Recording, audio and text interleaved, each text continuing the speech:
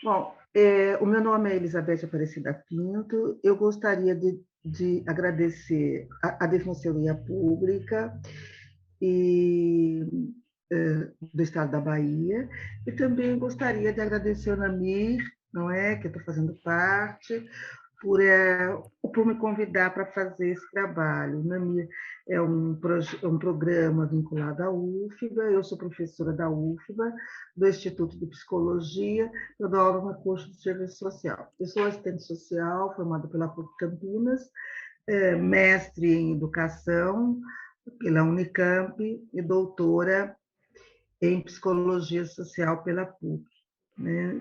Na Unicamp eu trabalhei com a questão das empregadas domésticas, não é? Trabalhei com a história de vida de Laudelina de Campos Neto. Eu tenho uma trajetória muito específica na academia, porque eu tenho trabalhado desde sempre com as categorias de gênero, raça, etnia e geração também, né? E a minha tese de doutorado também foi sobre sexualidade. E eu tenho me aproximado muito dessa categoria, enquanto categorias epistemológicas que dão uma noção diferenciada de pensar a realidade e as instituições, né? Assim, eu falo desde sempre, porque o meu trabalho foi o primeiro trabalho na área do serviço social a pensar o serviço social e a questão racial, né? Um TCC que eu comecei a pensar em 1984. E eu acho que é o tema dessa aula de hoje também, a gente pensar como que o racismo processa, né? E como é, existe um processo de silenciamento.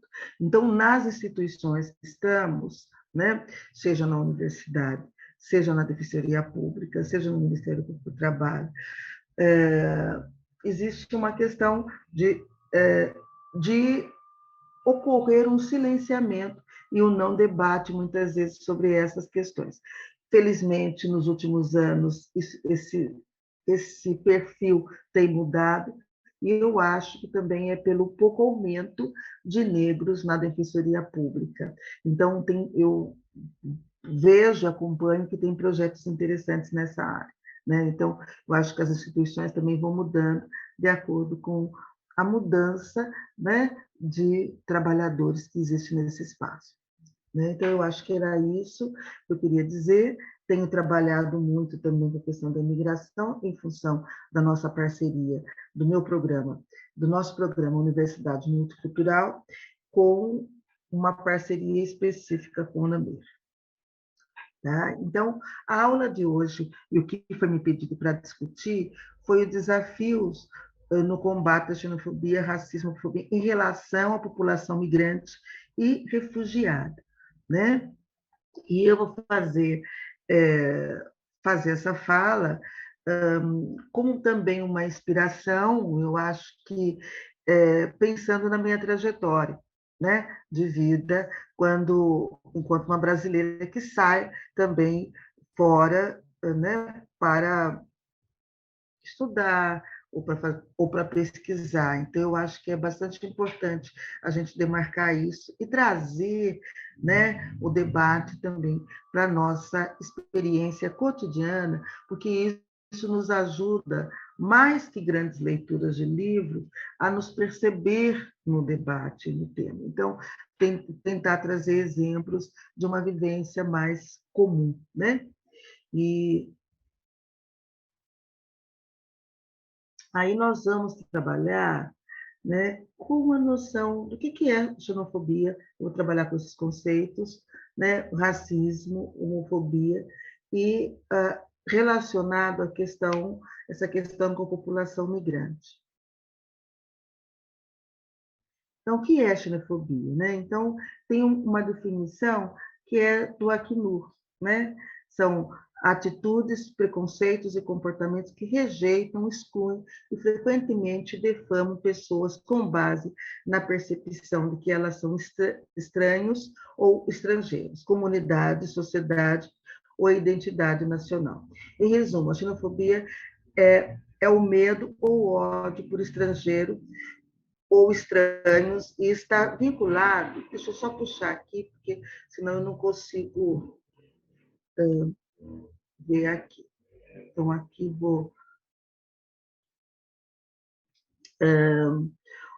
E está vinculada a atitudes e comportamentos discriminatórios e frequentemente culmina com atos de violência, como diferentes tipos de abuso, exibições de ódio. Né? Então, existe uma proximidade. Nesse conceito,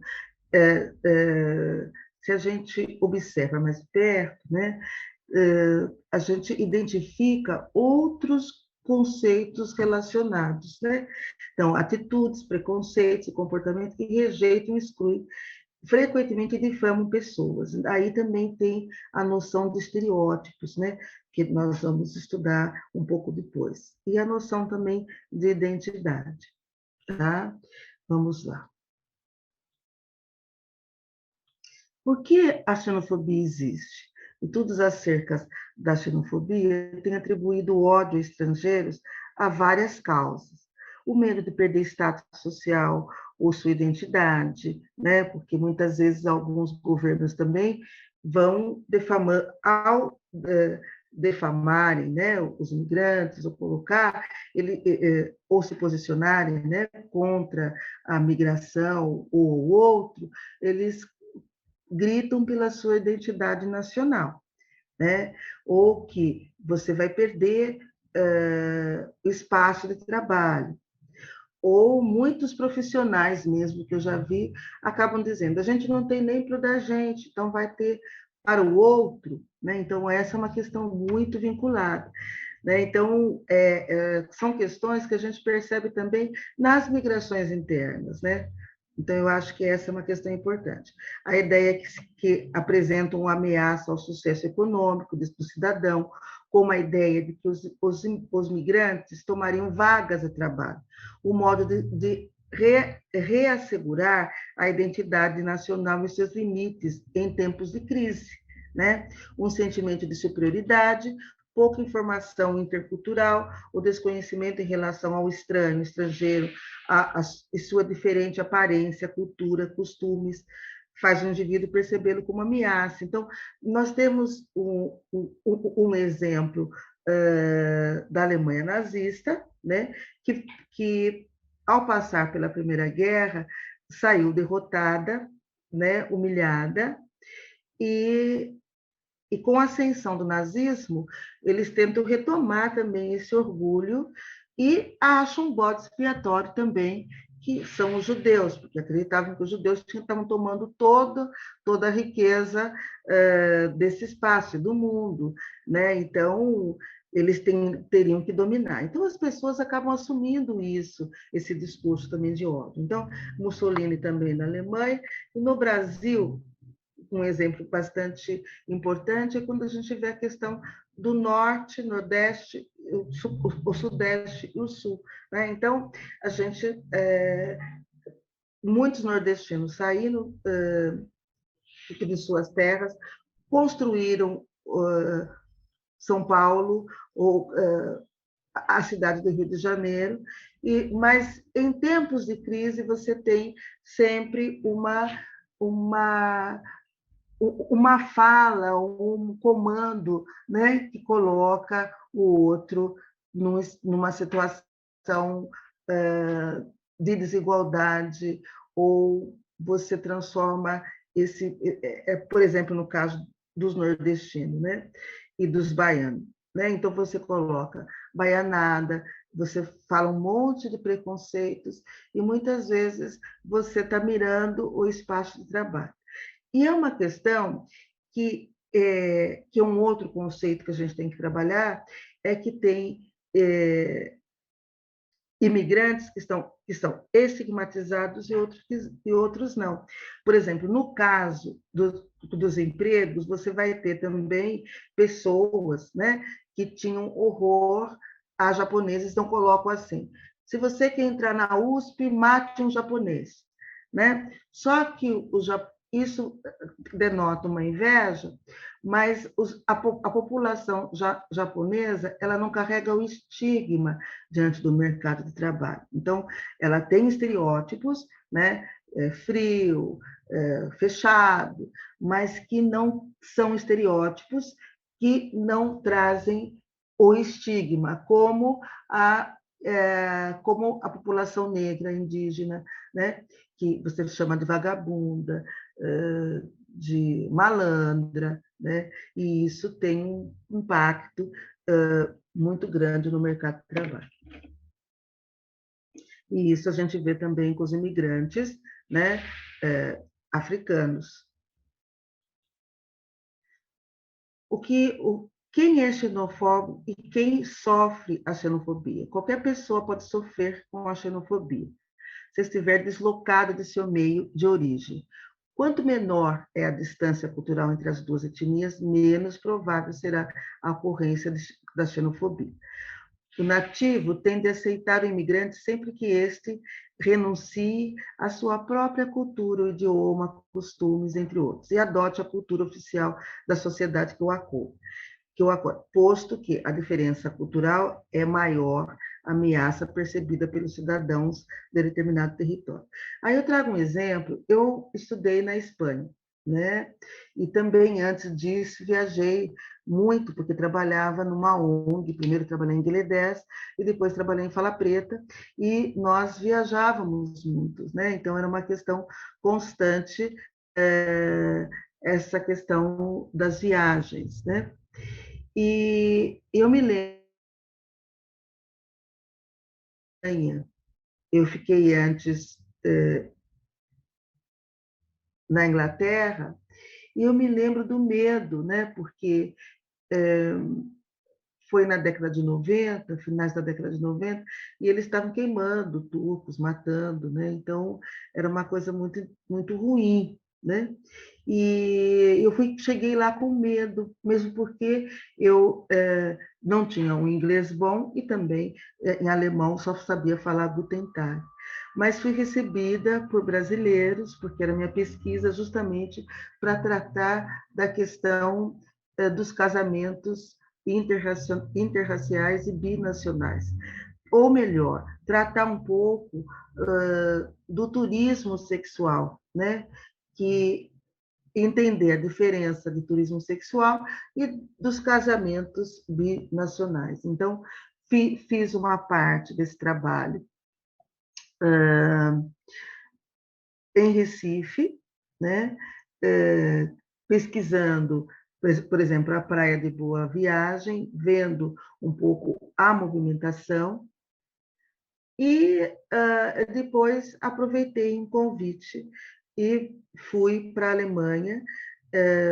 Na época eu estava trabalhando sobre o aborto e tinha o professor Olaf Tate, então eu fui para a universidade fazer essa palestra e aproveitei e acabei aproveitando também para estar fazendo parte da minha pesquisa lá. E isso foi notável porque é interessante, porque eu fui muito bem recebida no espaço da universidade, mas nas ruas eu era como as mulheres importadas, né? E eu não entendia o que eles falavam, mas me xingavam muito. E saindo com mulheres brasileiras que eu fui pesquisar e que entendiam bem o idioma, elas diziam que eles estavam nos xingando. E era uma relação assim de ofensa mesmo, deles olharem na cara da gente e dizer alguns desaforos. Um jogou a pasta no ônibus e falando coisas horríveis, não é? Então, eu acredito que muitos brasileiros também brancos, quando no espaço e no território brasileiro, são brancos de classe média e vão para a Europa se entendendo como branco e muitas vezes achando que poderá ter o mesmo tratamento que tem aqui. Isso também revela uma questão da identidade, ou seja, a identidade ela tem uma dimensão que ela é subjetiva e que ela é objetiva. Então, pessoas que se reconhecem como brancos no Brasil não são identificados como brancos em outros espaços. A mesma coisa as mulheres brasileiras. Então, não importa se você é de classe média ou alta, se você é branca, se você é brasileira, você muitas vezes é considerada como puta, não é? Como prostituta. É esse o tratamento que nos é dado.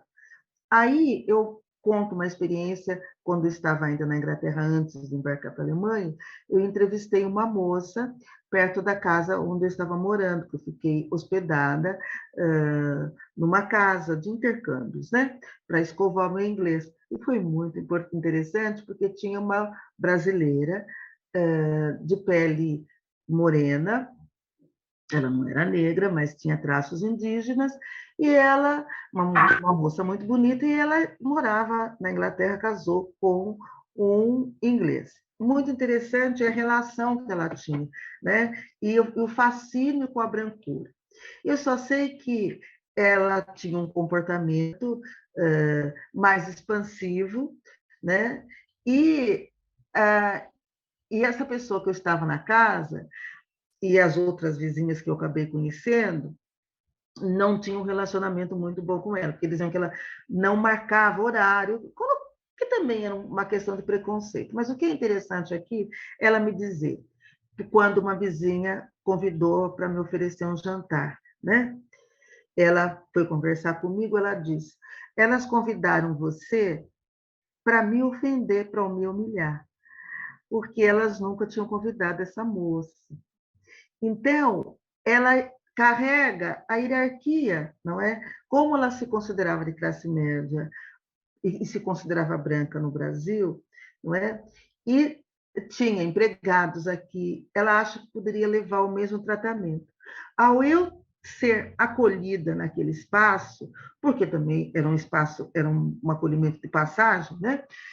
Ela se reporta como se eu não merecesse aquele espaço, né? E na Espanha eu vi muito isso, muitas colegas brancas da universidade caírem em depressão. Por quê? Também é relacional e situacional, né? Na Alemanha, ou melhor, na Espanha, eu percebi a grande diferenciação, né? Por exemplo, por mais que o espanhol não gostasse muito do alemão, ele admirava o alemão e achava o alemão maravilhoso. Mas isso não acontecia com, com as pessoas vindas da América Latina, né?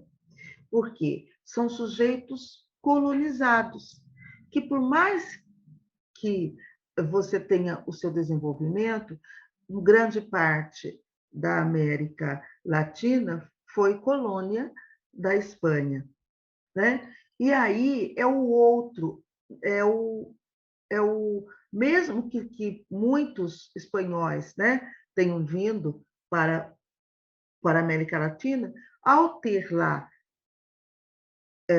dominicanos, peruanos, entre outros, são os cabecitas negras, né? Por causa da referência à população indígena. E é uma questão também que naquele espaço tinha os africanos, né? Da África subsaariana, que ocupava lá a Praça Catalunha, né? E aí eu notei o quanto você tinha essas diferenças também. E engraçado que a hierarquização, que as dominicanas eram tidas como putas, todas as mulheres, né? Você vai distribuindo outros preconceitos, o colombiano se achava melhor do que o peruano, e todos discriminavam os negros da Praça Catalunha. E é engraçado porque eu sou uma mulher retinta e eu sofri um ataque dos como eu posso dizer, um ataque neonazista naquele espaço também, né?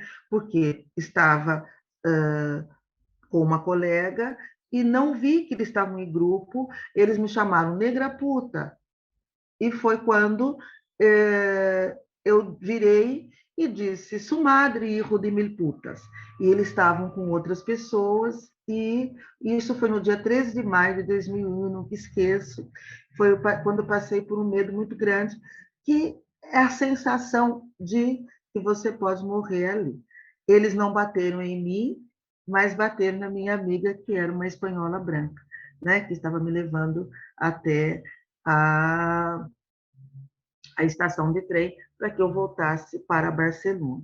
Então, são questões, né, que ela é uma questão muito relacional e situacional, né, quando a gente trabalha com a questão da xenofobia. Então, mesmo no contexto do Brasil, você vai ter espaços, né, mais flexíveis e outros mais duros.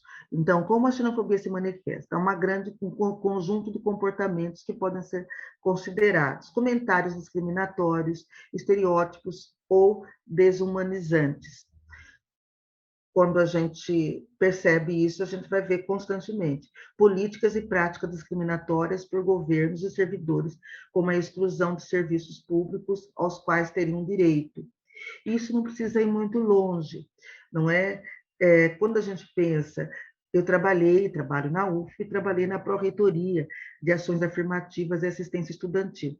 E é uma questão interessante isso, como os africanos que vêm pelo PECG, pela Bolsa Promissas, que vêm para estudar, são discriminados. Em que pese, não é, existir uma política, não é, que dê conta também da realidade dos estudantes africanos e latinos americanos.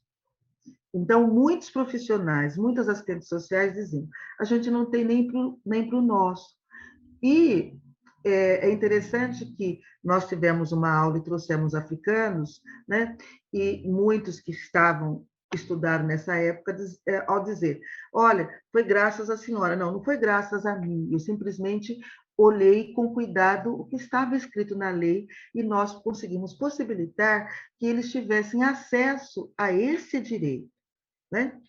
Então, eu acho que, mesmo quando você tem uma política, como foi o caso do PNAS, que é o Programa Nacional, né, de Assistência Estudantil, e o Programa Nacional de Bolsa Permanência, né, o Programa de Bolsa Permanência, que deixa explícito esse atendimento aos estudantes africanos e latinos, por desconhecimento ou por preconceito ou racismo, muitas técnicas, né, colocavam que eles não mereciam, que não dava para verificar.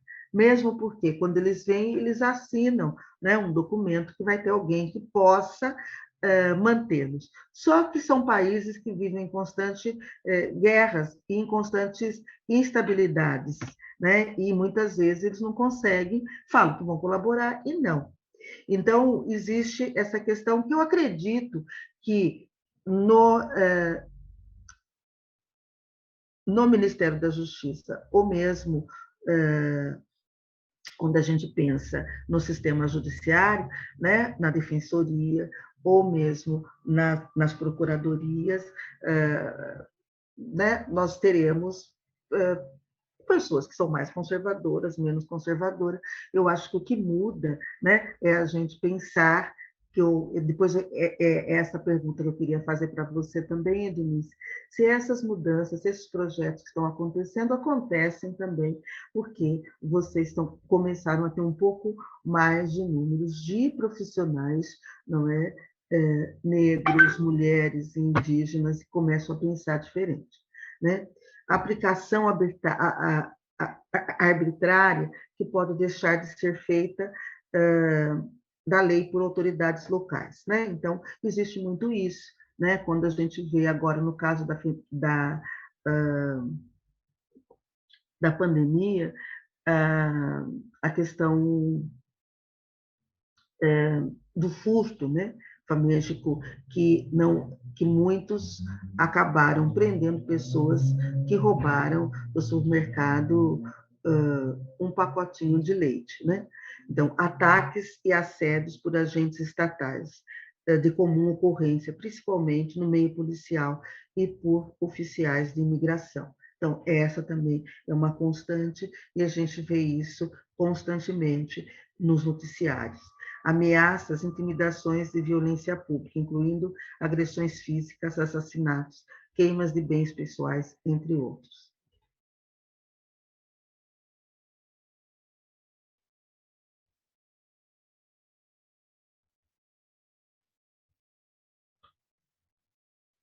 Deixa eu ver se eu pulei alguma coisa aqui.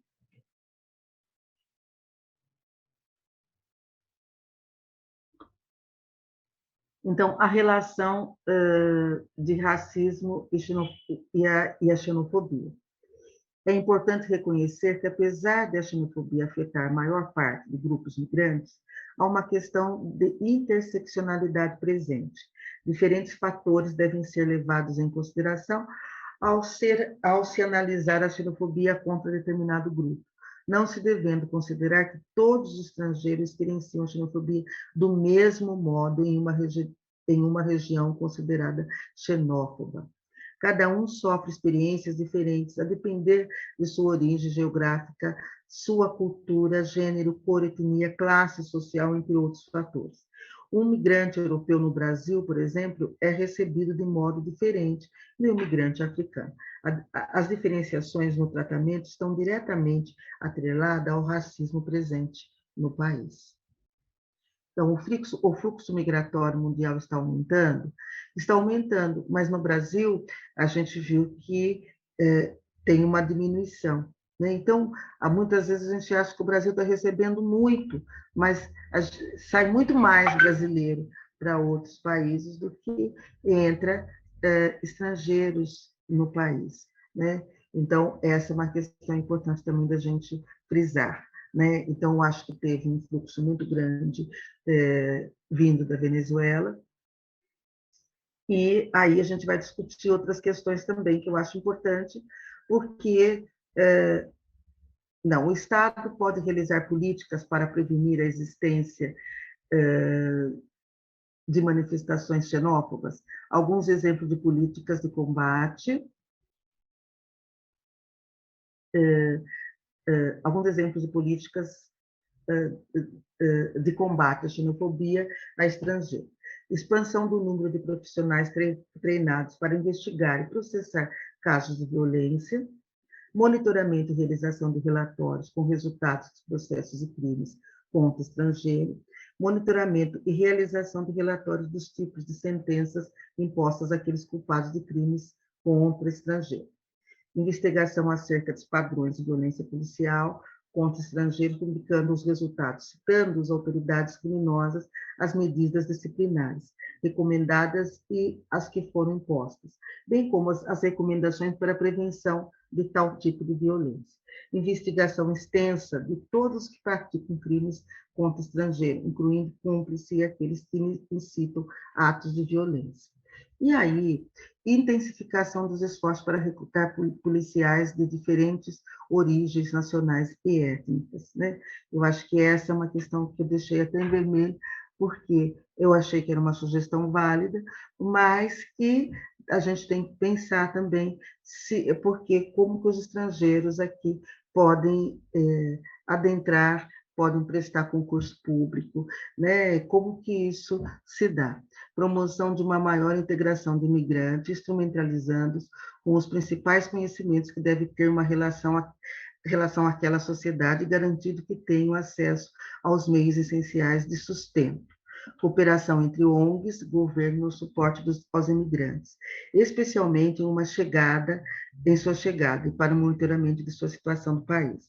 Banimento de organizações que promovam a xenofobia, o racismo no país. Promoção e oferta de cursos de língua nativa para estrangeiros. Oferta de programas que possibilitem auxílio financeiros aos imigrantes, né? E entre outros, mas o que é importante, por exemplo, eu acredito que essa experiência, né, do Namir e da rede de pesquisadores é bastante importante, porque ela consegue tentar agregar. Então, eu acredito muito nessa política de redes para pensar em políticas públicas de combate. Né? E isso que vocês estão fazendo agora, um curso de capacitação, é também bastante interessante, porque são os pilares que a gente pensa, não é, na questão na questão de organizar, da organização dos próprios serviços, por exemplo, capacitar, informar a população.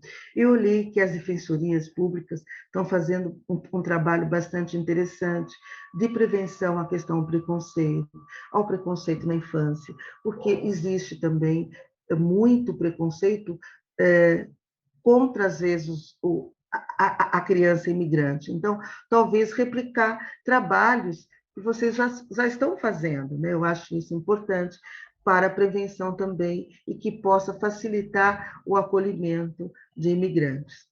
E aqui é uma foto que eu achei interessante dos africanos que estavam na Ucrânia, né? E que não conseguiram entrar nos ônibus. Teve até intervenção, né? A intervenção do governo, eu acredito que, não sei se foi de Guiné ou se foi de um outro país africano, mas eu sei que vários países se manifestaram contra esse tipo de comportamento, né? E aqui é uma foto do Carvalho, né? que morreu em Mauá, e nós, na universidade, no nosso curso, nós fizemos até um seminário, né, para tratar da morte do Carvalho e também do Moshe. E aí eu acho interessante que é uma iniciativa de um professor, mas eu acredito que a universidade, futuramente, tenha que assumir e se manifestar mais prontamente, né? Porque você tem programas e projetos, mas o próprio PDI da universidade deve começar a conter, né, metas, né, para atingir, para se relacionar com a população de uma forma mais direta. Nós temos feito um trabalho também com a população indígena e pretendemos, né, no programa Universidade Multicultural, ter uma cátedra que a gente possa também dar ao assento as pessoas que estão que são alvo, né? E também para as instituições públicas, porque eu acho que isso fomenta. Quanto mais a gente fizer esse movimento, maior eu acho a possibilidade da gente solucionar questões, né? E ver questões. E aqui a foto dele, que eu acho que essa questão da gente pensar em justiça. Que eu acredito também que exista uma diferença quando eu tinha pensado, não coloquei a foto aqui, mas a entrada dos imigrantes ucranianos aqui no Brasil. Né? Teve uma recepção interessante, eu acredito que essa guerra nos traz muita tristeza, mas existe um comprometimento muito maior, né? Com os países europeus, com a comunidade europeia, com também manifestações nos Estados Unidos, porque são os seus iguais, né? Então, e também não existe uma intervenção maior, porque também o vilão, que é considerado o vilão da história, é uma grande potência, né? Então, mais que não se tem o mesmo compromisso com as guerras que estão acontecendo hoje nos países africanos. Né? Não tem a mesma compaixão com os outros povos. Mesmo os Estados Unidos, né? Com a questão do Afeganistão, né? Que passa primeiro pelo Iraque e também afeta civis, né, aumentando os deslocamentos à época naquela região, né? E a gente essa recepção destes povos, né, africanos e, por exemplo, os palestinos é muito mais difícil e muito mais complicado de você criar uma empatia, né, na população local, porque você acredita que os palestinos muçulmanos sejam bárbaros, né, e que podem ser terroristas. E isso aumentou muito depois de 11 de setembro. Mas eu acho que essa é uma questão importante da gente ver como que isso vai sendo criado, né? Como esses estereótipos vão sendo criados. Eu gosto muito de um autor, Eduardo Said.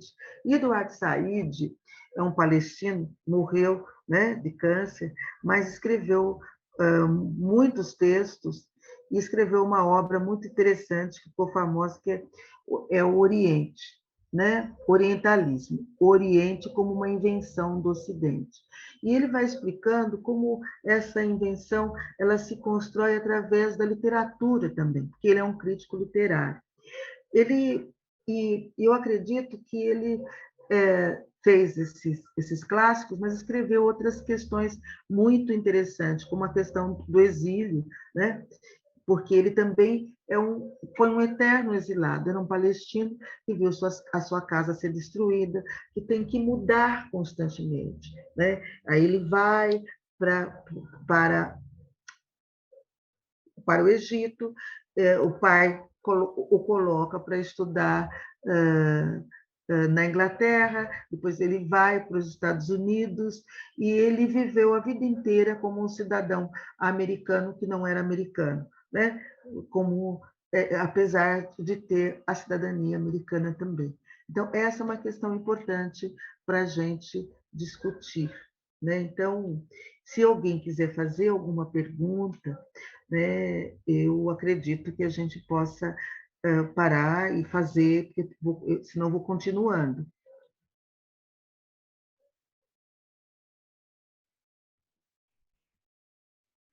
E aí, oi, pois não?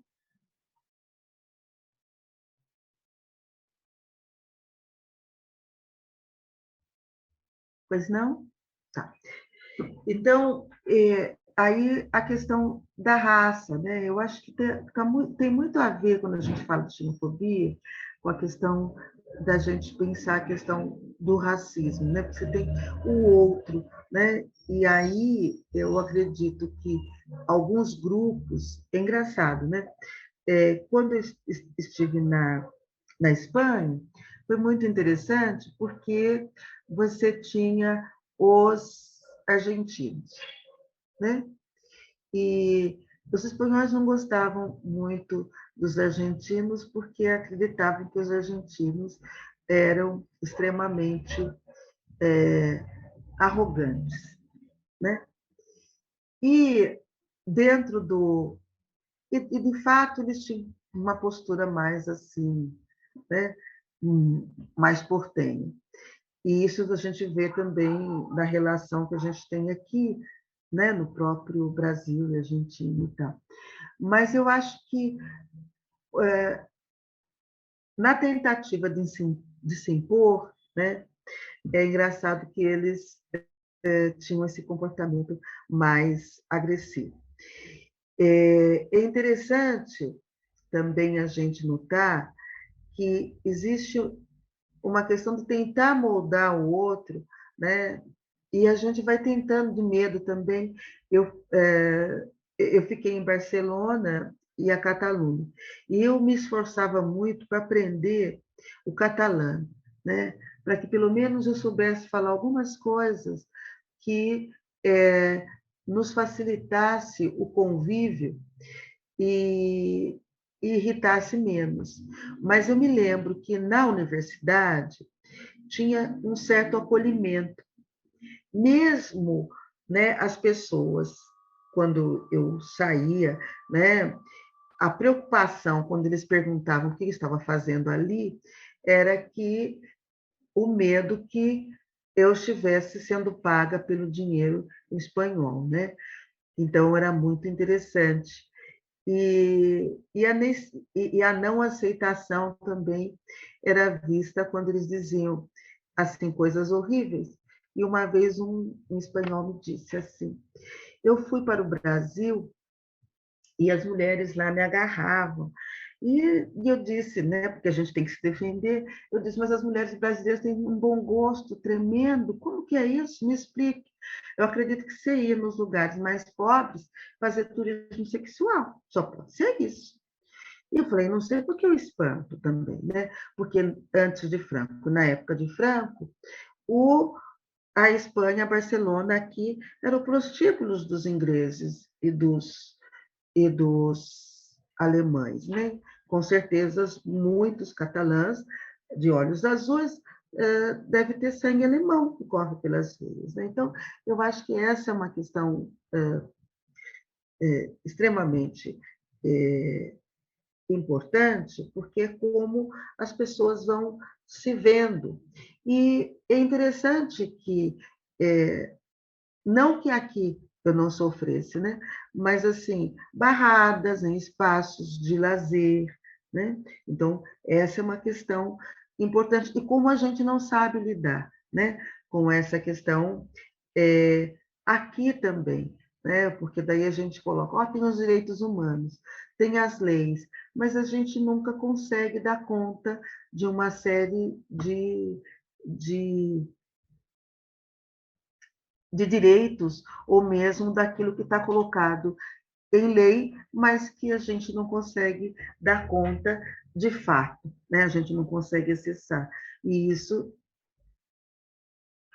se contrapõe a um discurso, muitas vezes, de igualdade. Então, é muito fácil a gente justificar que, que o racismo tem a ver com o capitalismo, com o conservadorismo, mas não, né? Você vê políticas e propostas progressistas também, ou falas progressistas na universidades, que, por exemplo, eram contra as cotas, né? Então, muitas pessoas que se diziam progressistas, marxistas, também eram contra as cotas, eram contra, e também duvidam da competência dos seus pares, né? Então, o que eu queria colocar aqui é o conceito de raça, ele é importante, né, para as políticas públicas. Raça, todo mundo sabe que hoje não existe raça biológica, né, mas existe a gente usa esse conceito como uma questão social, né? Então, porque existe o racismo, né?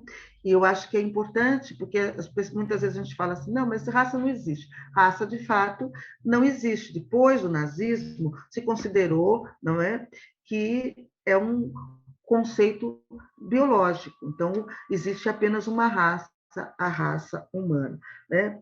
Mas foi a partir do nazismo também que da Segunda Guerra que se coloca que uma crítica muito grande à antropologia física, né? E porque a ciência também ela deu suporte, principalmente à antropologia e à psicologia, ao nazismo, ao imperialismo e e o processo de colonização, né? E aqui a gente fala que não existe uma raça, mas existe o racismo, né? E aí é só para ilustrar que a Ku Klux Klan ainda existe e matava negros não mentindo, né? Porque eu acho que tem sempre essa ideia da mentira, né? Dizendo que os negros haviam violado, mas no fundo era porque essa população negra estava crescendo, estava com seu trabalho, então eles invadiam casas, não é? E aqui é o caso de Little Rock.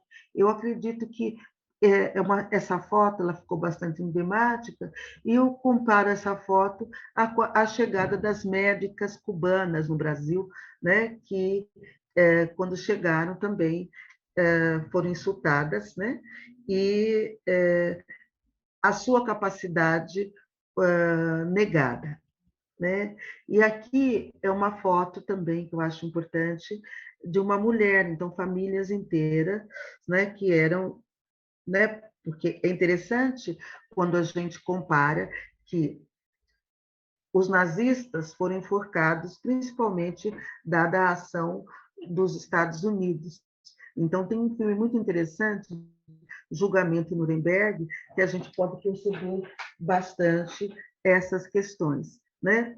Mas eles continuaram a matar, né, negros e com a segregação, mesmo após, né, a Segunda Guerra, quando eles resolvem, em função de uma questão que é muito mais político-econômica, né, porque se estabelece também, a partir daí, toda a questão da Guerra Fria, né, mas eles continuam matando negros e perseguindo pessoas e com a sua segregação, né? Então, os interesses políticos e econômicos sempre estão atrás. E aqui é a letra, não é, de uma música que eu acho bastante bacana, que no final a gente pode até ouvir, não é? Que eu gosto muito na voz da Nina Simone, que é Strange Filters, né? Que ela fala, que ele tenta... e essa é uma letra de dois irmãos judeus, os mesmos que escreveram Porcos and Bess, né? Que é uma questão que eram judeus, e essa letra que foi cantada pela Billie Holiday, e depois também, que eu gosto mais, na voz da Nina Simone, que elas falam das árvores, né? Que está dando estranhos frutos, né? Que o sangue, né?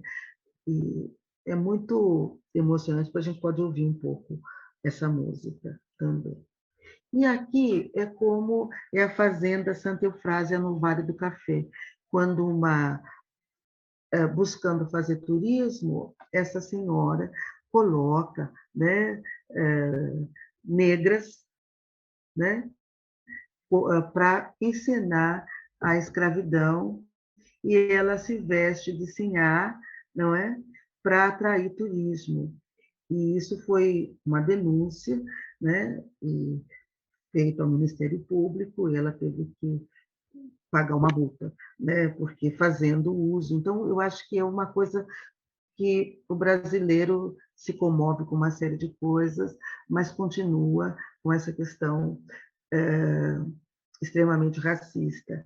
Não é?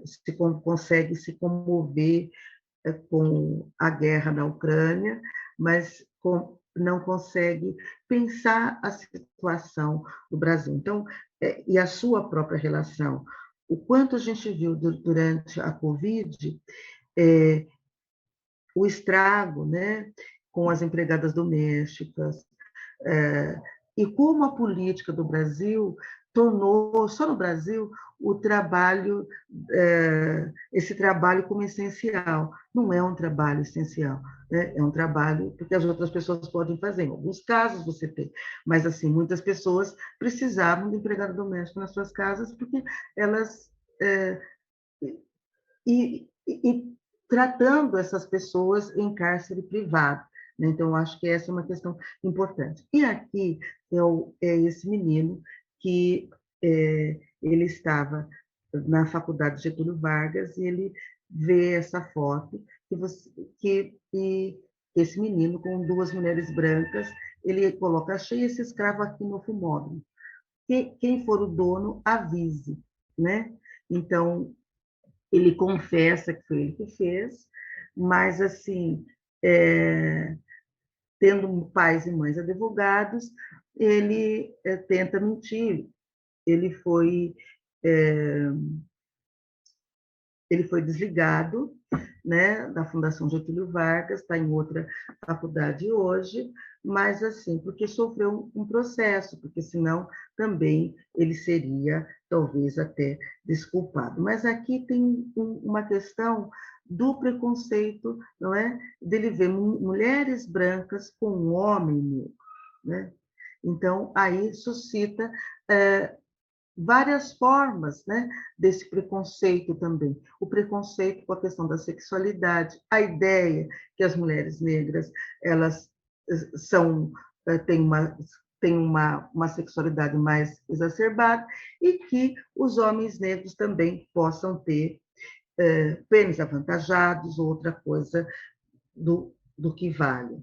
E aqui é a coisa de preto do William Vac, que saiu da Globo, mas assim também como um bode expiatório, né? Porque a Globo também não admitia muitas questões, né? Essa questão, inclusive o seu jornalista dizendo naquele livro, nós não somos racistas. E aí você vai ter também esse racismo recreativo, né? Que essa moça se coloca aí, né, no futebol, e que a gente vai vendo que, quando se dá fora do país, também a gente coloca como se fosse uma xenofobia, né? Quando a gente vê jogadores africanos jogando em, em times como belga, na Bélgica, na Inglaterra, em outros países, e que, ao fazer sucesso, ele é um jogador do time belga, mas é um belga africano, quando ele não acerta o passo e nem a direção do gol, né?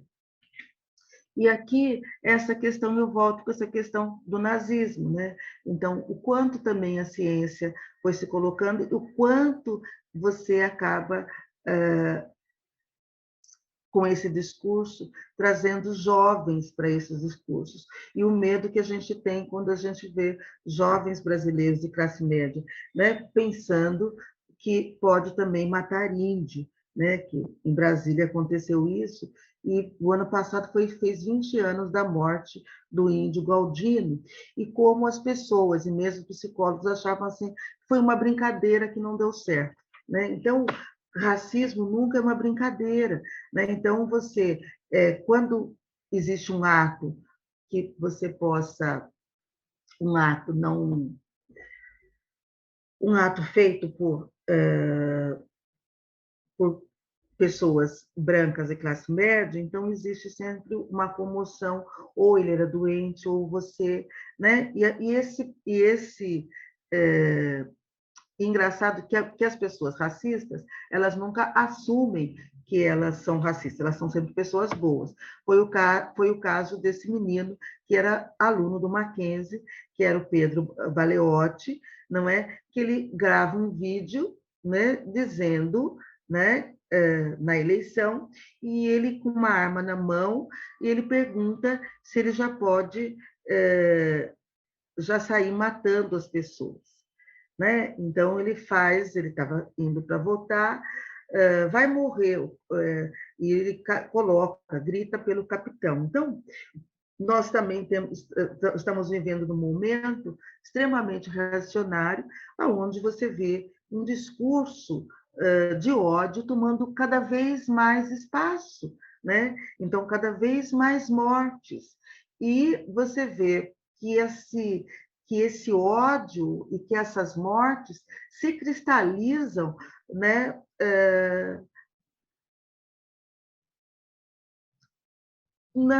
junto da prática policial, né? Nesse sistema policial e militar, né? Então, eu acho que ele toma o número de mortalidades. A gente fala das guerras, mas a gente tem uma guerra interna. Então, quando a gente percebe, né, a PL 191, né, também existe uma questão de extermínio da população indígena no Brasil e da população negra no Brasil. Então, isso é racismo, e a gente tem que tomar cuidado. Então, a gente se comove com essas fotos, né, da Segunda Guerra, mas a gente não consegue se comover, muitas vezes, com a realidade do Brasil, com a morte. Então, a gente vai tentando amenizar e a gente diz, não, mas não, o que você, né, está fazendo? O que os índios estão fazendo? Né? Não, o presidente está querendo ajudar os índios. Né? Eu acho que esse é um discurso muito presente, né? Ajudar tirando do seu espaço, né? Ajudar os índios, colocando esses índios para morar em favelas, não é? Abrir espaço para garimpeiros e para mineração, isso não é ajudar, isso é promover a morte, né? Isso é genocídio. Então, a gente trabalhou um pouco com o termo racismo, mas a gente trabalha também com o termo a gente tem que ver um pouco como que isso funciona. Né? O termo preconceito pode ser entendido como um conceito pré-estabelecido ou antecipado sobre indivíduos, grupos religiosos, grupos étnicos, comportamentos sexuais, dentre outros. Esse conceito pode ser favorável ou desfavorável a indivíduos e grupos. Como eu dei exemplo, por exemplo, assim, eu posso colocar que japonês é muito inteligente, então você está competindo com o japonês, olha como é inteligente. Em momentos de crise, eu posso falar, mate um japonês se você quiser pegar a sua vaga. Todavia, percebe-se historicamente que inerentes ao termo preconceito, né, estão as ideias de opiniões inexatas, negativas e sem fundamento sobre indivíduos e grupos, alvos do preconceito. Essas ideias e opiniões podem ser classificadas como estereótipos. Então, para Jones, o preconceito racial é uma atitude negativa com relação a um grupo ou pessoas, baseando-se num processo de comparação social em que o grupo do indivíduo é considerado como ponto positivo de referência. Então, e o Arnold Rose, ele vai dizer que o preconceito pode servir de desculpa ou de razão para a exploração econômica e para a dominação política. Né? Como eu já falei, a questão do imperialismo, tal como é praticado pelos europeus em relação aos não-europeus, está muitas vezes mesclado com preconceito, mesmo quando os preconceitos são relativamente pouco desenvolvidos na metrópole, os administradores coloniais, os comerciantes, os colonos, que vivem nos países insuficientemente desenvolvidos, acabam por manifestar nas suas relações com populações indígenas e a insensibilidade e a atitude de superioridade racial que os ajudarão nas suas empresas. Ou seja, como você trabalhando a questão da inferioridade, você pode fazer com que a pessoa também se submeta. Né? E aí o racismo vale-se de uma ideologia etnocêntrica baseada em um suposto cientificismo que propaga a inferioridade biológica de determinados indivíduos e grupos em relação a outros. A ideologia racista difunde ainda que o comportamento cultural e social desses indivíduos e grupos é geneticamente herdado.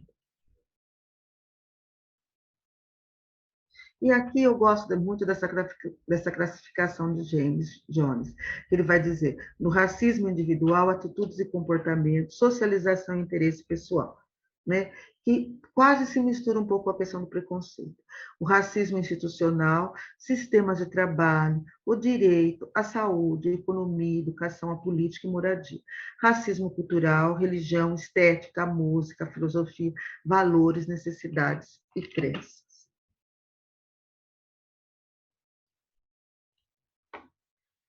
Discriminação racial é a manifestação comportamental declarada do preconceito étnico-racial e da doutrina racista. A definição de discriminação étnico-racial se assemelha, em última análise, à definição de racismo, que, segundo Jones, é o resultado da transformação do preconceito racial ou etnocentrismo através do exercício de poder contra um grupo racial definido como inferior por indivíduos e instituições com apoio intencional ou não de toda a cultura.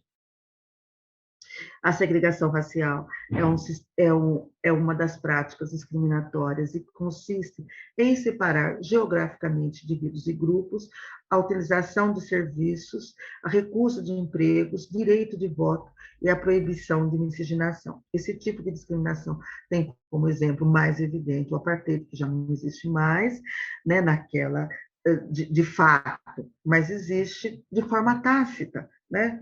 Porque a população negra daquele país ainda acaba sendo segregada.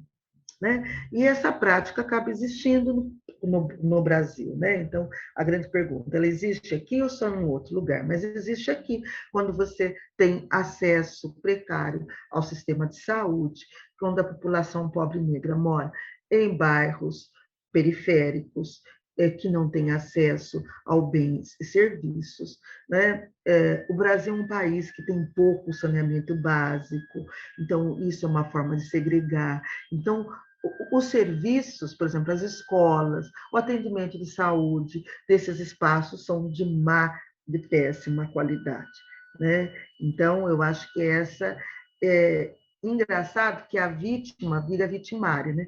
Porque a gente sempre ouve discursos, né, que essas pessoas elas não dão conta, principalmente o discurso de professoras muitas vezes está muito carregado com essas questões. Né? Grupo étnico, porque eu acho que é importante que a gente misture. Existe um grupo étnico no Brasil, né? Existe grupo étnico relacionado à questão da população indígena, mas a população negra, existe uma população negra, né? Então, quando a gente fala do preconceito, do racismo, do preconceito étnico-racial, a gente se reporta, sobretudo, à questão indígena e negra, porque você vai ter uma população. E aí acho que é importante a gente frisar que essa é uma reflexão de Barthes, que muda, né, que Frederic Barthes ele mudou um pouco a noção de etnia, colocando que era muito mais uma organização política do que só a questão cultural. Né? E eu acho essa definição importante, principalmente através do meio biológico, se reproduz e se perpetua. Então, ele coloca 4 pontos para se definir um grupo étnico. Compartilha valores culturais fundamentais realizados em formas culturais cuja unidade é evidente. Perfaz um campo de comunicação e interação, e eu acho que essa é a principal. É formado por um grupo em que seus membros se identificam a si mesmos e são identificados por outros como constituindo uma categoria distinguível de outras categorias, estas pertencentes a uma mesma ordem. Então, eu posso dizer que eu sou judia, mas, para tanto, eu preciso que o outro me reconheça. É o caso daquelas pessoas, daquelas mulheres que eu conheci na Alemanha, depois elas estiveram aqui no Brasil, e uma delas eu conheci antes aqui, e foi muito interessante, porque elas eram mestiças. E ela falava assim, bom, a minha irmã é negra, eu não sou. Mas eu falei, mas qual das duas é adotada? Né? Ela se considerava branca porque ela tinha a pele negra mais clara. Só que quando ela vai para um outro país, como a Alemanha, ela tem uma dimensão objetiva, ela não é identificada como branca. Né? Então, essa é uma questão importante, né, para a gente pensar. Então, aqui no Brasil, não existe um grupo étnico, mas a população, e nem o fato de a gente ter uma população negra, todos vão se identificar da mesma forma, né? Porque existe uma questão que são os sistemas de valores e a posição social. Então, a organização da população negra desde o período da escravidão vai se dar de uma forma diferenciada, como por exemplo, você tinha confrarias de pardos, né, vinculadas às igrejas católicas, principalmente a Igreja Católica, e a de negros. Então, todo esse sistema racista foi agrupando, né? Então, no início do século XX, né, você tinha as pessoas de cor, né? Então você não falava negro, né, e nem preto, mas as próprias pessoas que se identificavam como negras, como pessoas de cor, ela identificava os negros dos samas como o preto, porque a ideia da integração. Se eu parecer mais branco, eu não vou ser discriminado. Se eu me comportar como branco, eu não vou ser discriminado. Então, isso também traduz uma estética negra, né? Que isso foi mudado a partir da década de 70, com Black is Beautiful, ou com uma nova moda, que também foi incorporado hoje em dia pela população branca também, né? Tem o dread, as roupas, os turbantes. Então, etnicidade, né? O termo é construído a partir da pertença ou identificação com o grupo étnico. Em outras palavras, o termo etnicidade refere-se ao grau de conformidade dos membros de uma determinada coletividade às normas de participação no curso de interação social no contexto das sociedades complexas. Assim, as categorias etnia e etnicidade são entendidas como conceitos relacionais e situacionais, que se constroem dentro de um contexto específico de conflito étnico. E aqui é um quadro que é interessante porque são os distintos fenômenos da desigualdade racial e as políticas para enfrentar. Então, o racismo, né, a descrição, a gente já tem um conjunto de ideias e valores, trata de uma ideologia que preconiza a hierarquização dos grupos humanos com base na etnicidade ou a questão da raça, né? Então, uma questão biológica, o racismo. Então, que tipo de política, né? O tipo de política que é uma política persuasiva ou valorativa. Então, a gente pode pensar as políticas valorativas ou persuasivas têm como objetivo reconhecer e valorizar a pluralidade étnica que marca a sociedade brasileira e valorizar a comunidade afro-brasileira, destacando tanto o seu papel histórico como sua contribuição contemporânea à construção nacional. Seu propósito é atingir não somente a população racialmente discriminada, contribuindo para que ela possa reconhecer-se na história, na nação, mas toda a população, permitindo-lhe identificar-se em sua diversidade étnico-cultural. Então, eu acredito que as defensorias públicas estão fazendo um trabalho interessante em relação a isso, e o preconceito racial você pode trabalhar da mesma forma, né? Então, que modos de ver certas pessoas ou grupos raciais, predisposição negativa em face a um indivíduo, grupo ou instituição, assentada em generalizações estigmatizantes sobre raça, e a que é identificado. Né? Daí você tem a discriminação racial direta. Então, como a gente viu, é um comportamento que prejudica de forma explícita certa pessoa, proibindo entradas ou acesso ao mercado de trabalho. Então, qual a atitude, qual a política que você vai atuar? Né? Uma política repressiva. As políticas repressivas são baseadas na legislação criminal existente. Né? Então, justamente, a gente às vezes tem essa questão, os casos de...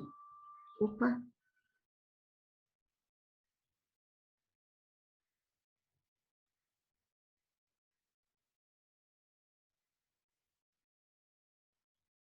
Eu fiz aqui. O caso assim de injúria racial, que a pessoa acaba nem sendo presa, né? Mas hoje em dia você tem o racismo como crime inafiançável, mas só que é difícil uma autoridade policial utilizar dessa estratégia, desse recurso. E a discriminação racial indireta, um comportamento, uma ação que prejudica de forma dissimulada a certa pessoa ou grupo de pessoas em decorrência da sua raça ou cor. A discriminação não manifesta, oculta, oriunda de práticas sociais, administrativas, empresariais ou de políticas públicas, trata-se da forma mais perversa de discriminação, pois advém de mecanismos societais ocultos pela maioria. Então, vai exigir uma política afirmativa. Então, as políticas afirmativas têm por objetivo garantir a oportunidade de acesso dos grupos discriminados, ampliando sua participação em diferentes setores da vida econômica, política, institucional, cultural e social. Elas se concretizam por serem temporárias ou por serem focalizadas no grupo discriminado, ou seja, por dispensarem, num determinado prazo, um tratamento diferenciado favorável com vistas a reverter um quadro histórico da discriminação, né, e exclusão. Vamos pular aqui. E aqui os 4 pilares para as políticas públicas: produção de conhecimento, informação à população, capacitação e organização do serviço.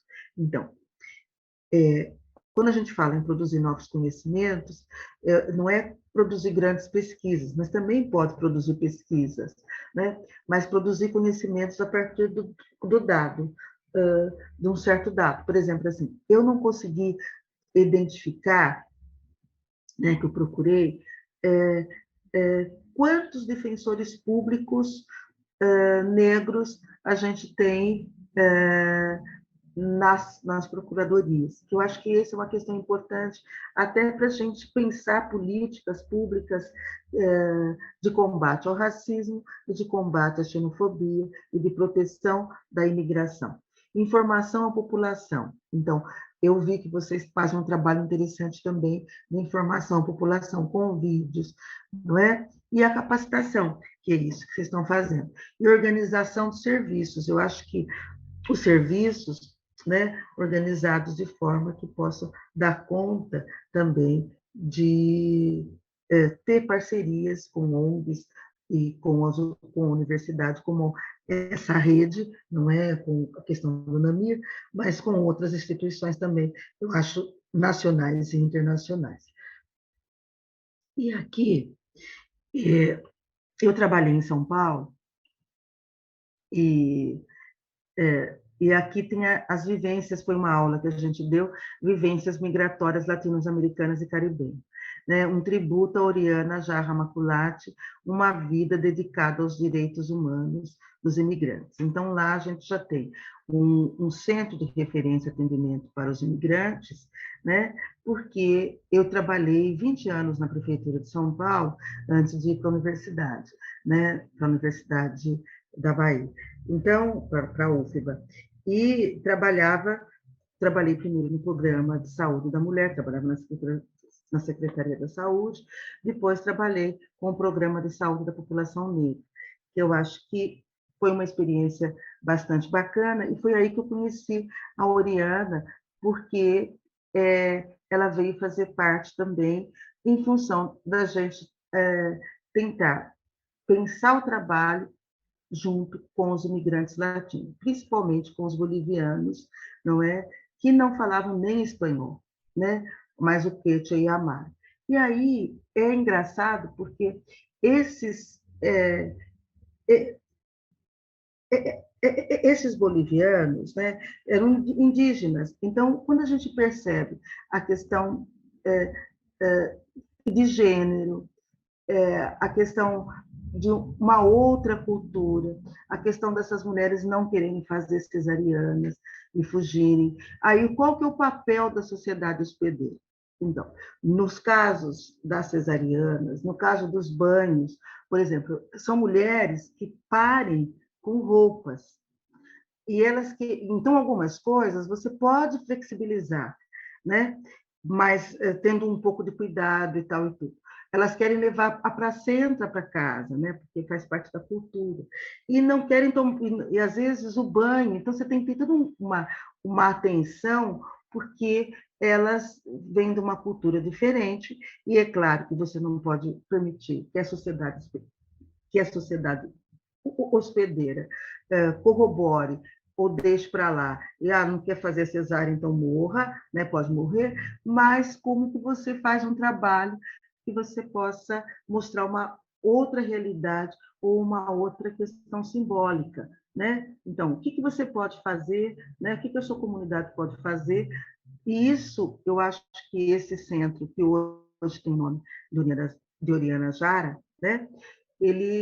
A gente conseguiu fazer muito bem, né? Porque trabalhando, fazendo isso, capacitando os funcionários, fazendo com os próprios funcionários também aprender o espanhol, é, é, possibilitando que essas pessoas também tivessem acesso, através de outras instituições também, a acesso ao aprendizado da língua, né, para poder melhor se comunicar. Então, eu acho que é uma questão importante, e eu queria colocar só aqui para vocês também, tirar um pouco essa, e colocar, não sei se vou conseguir colocar o vídeo da Oriana, mas vou tentar colocar aqui o link do vídeo, porque eu acho que é importante a fala, é um vídeo de 3 minutos, mas que eu vou tentar colocar aqui para a gente. Eu vou interromper isso aqui e vou tentar fechar isso aqui para colocar.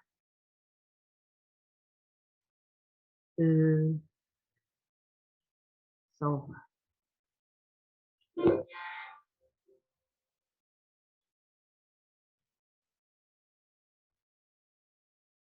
Vamos ver se eu consigo aqui.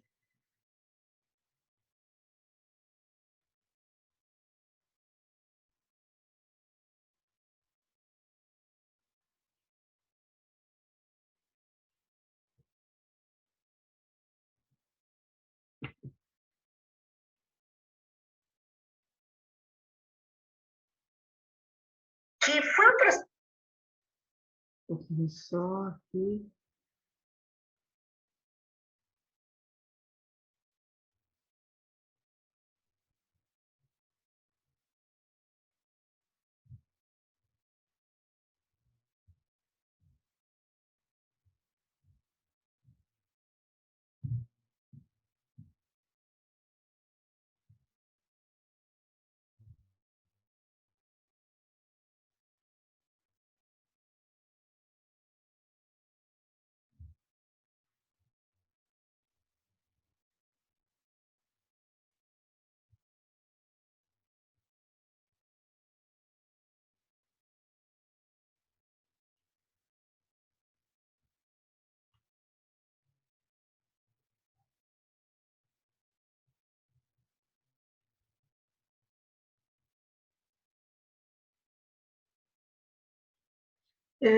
Edenice, eu não consigo passar o vídeo.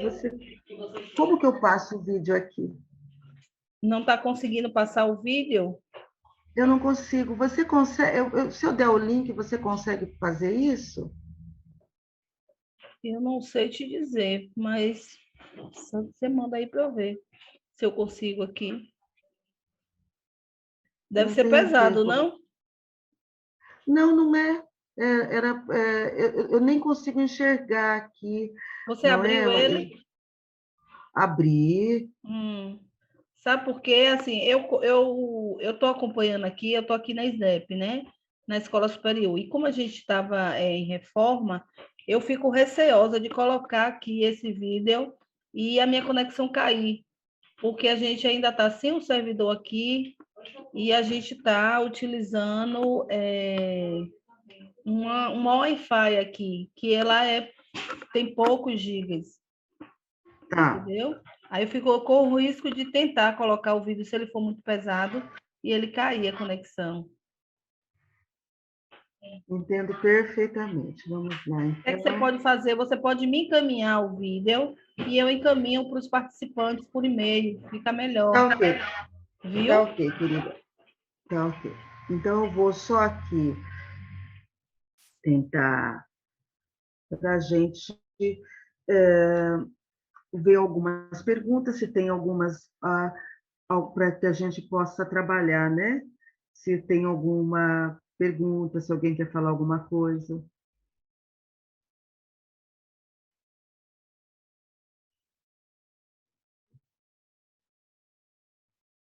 Alguém tem alguma pergunta para fazer para a facilitadora? Eu acho que não, Beth. Não tem perguntas, não. Então, tá ok. E aí, vocês querem debater? Ficou alguma coisa, alguma dúvida sobre o tema? Porque é um tema que vocês têm trabalhado muito. Eu li que vocês têm feito muitas coisas em relação a isso, né?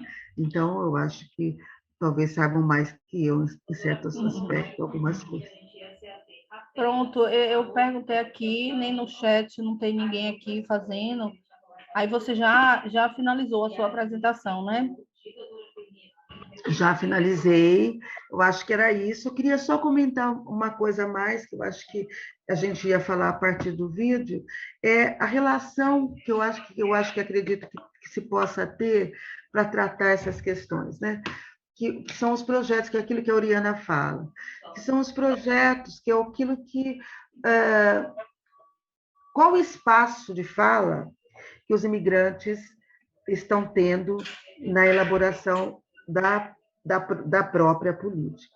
Por exemplo, eu tenho apostado muito nessa perspectiva, porque nós tivemos cotas na universidade, cotas, mas está na hora de a gente ter cotas também epistemológicas. A gente só vai ter isso se a gente abrir um espaço na universidade para que os indígenas estejam lá, para que a comunidade periférica esteja lá, né? Porque senão a gente não muda, né?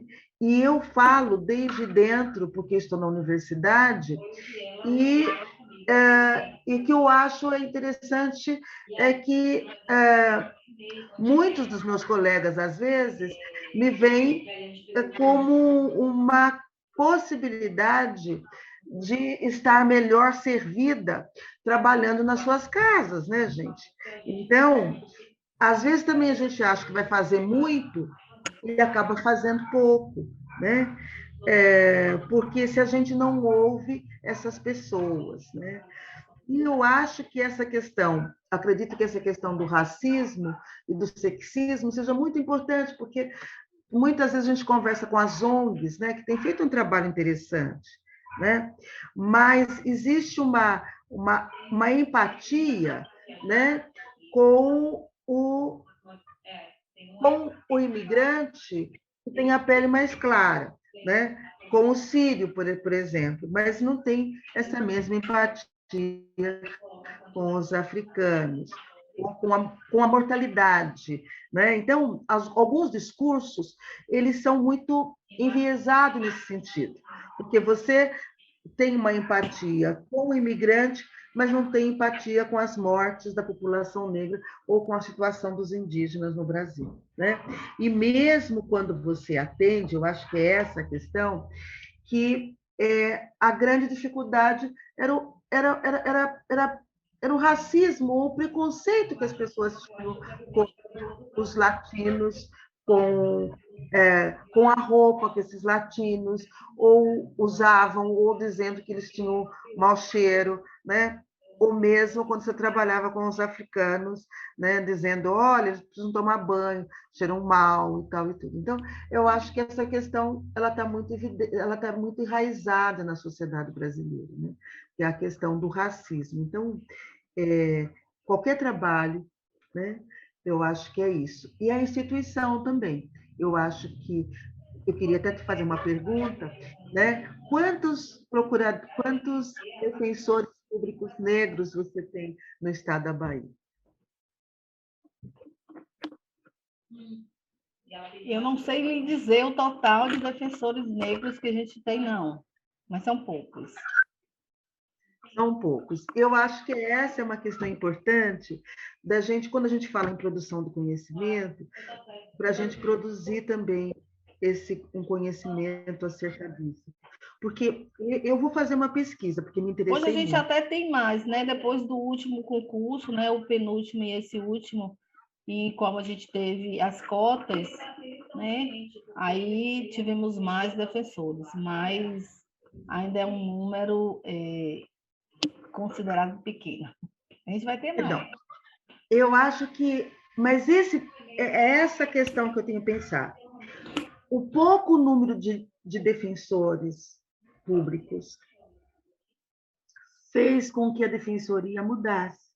O pouco número, tem um número maior de defensoras, com certeza, fez com que essa defensoria mudasse no atendimento e atenção ao trabalho com as mulheres. Então, hoje vocês têm, apesar do número pequeno número de defensoras, um programa específico para trabalhar com a questão do racismo. Então, é essa valorização que eu acho que a gente pode pensar. Quando não achei, falei, preciso pesquisar isso, porque será que esses defensores públicos, no processo de formação, tiveram disciplinas que abordassem gênero, raça, etnia, né? Ou mesmo essa questão, né? Sim, tivemos sim. Isso eu posso lhe garantir, porque Na formação? a formação do curso de defensores a gente tem sim. Ah, sim, E a querida, mas defensoria não na atua muito. universidade. Na Não na universidade não posso lhe universidade. garantir, não. Eu falo aqui no curso de formação, né, interno aqui para defensores. Inclusive, a gente tem aqui na Isso. defensoria um grupo de igualdade racial, né? E a gente trabalha muito essa temática aqui dentro da Defensoria, tanto não só para defensores, como para servidores, para estagiários, e até para o público, para a sociedade civil também. Isso é uma questão muito importante, e a gente deve acampar a Lei 10.639, porque falta, em muitos currículos das universidades de formação para advogados, essa questão. Então, não cumpre-se a lei. Então, eu acho que essa é uma questão importante também de uma ação da Defensoria, porque isso ia mudar muito, né? E eu fico muito feliz, eu fiquei muito feliz com os trabalhos. Então, muitos dos trabalhos que vocês fazem, né? Eu achei um trabalho maravilhoso, que até mandei para uma amiga que trabalha numa escola, que é importante isso, né? Ter esse espaço, e como esses mesmos projetos que vocês já fazem podem ser adaptados para também trabalhar a questão do migrante. Eu achei lindo o trabalho que vocês fizeram com o vídeo para crianças, né? Então, eu acredito que esse vídeo possa ser também reproduzido para a questão dos migrantes, né? Como que vocês podem fazer? Outro dia eu fui em São Bernardo do Campo, em São Paulo, fui fazer uma palestra para as crianças, porque eu passei o dia inteiro lá, e tinha, porque São Bernardo tem, e tinha uma menina usando o véu. E elas pediram justamente para isso, para trabalhar a questão do preconceito e do racismo, né? E aí essa questão de como ela era vista, de como as outras crianças também se adaptavam a isso, né? Essa questão religiosa. E essa questão que você tem que trabalhar também nos próprios grupos, né? Porque eu não falei, nem vou mais falar, porque não vai dar mais tempo, mas a questão da homofobia, ou mesmo do sexismo. Por exemplo, como os grupos de imigrantes também reproduzem intragrupo toda essa questão dos preconceitos, muitas vezes, né?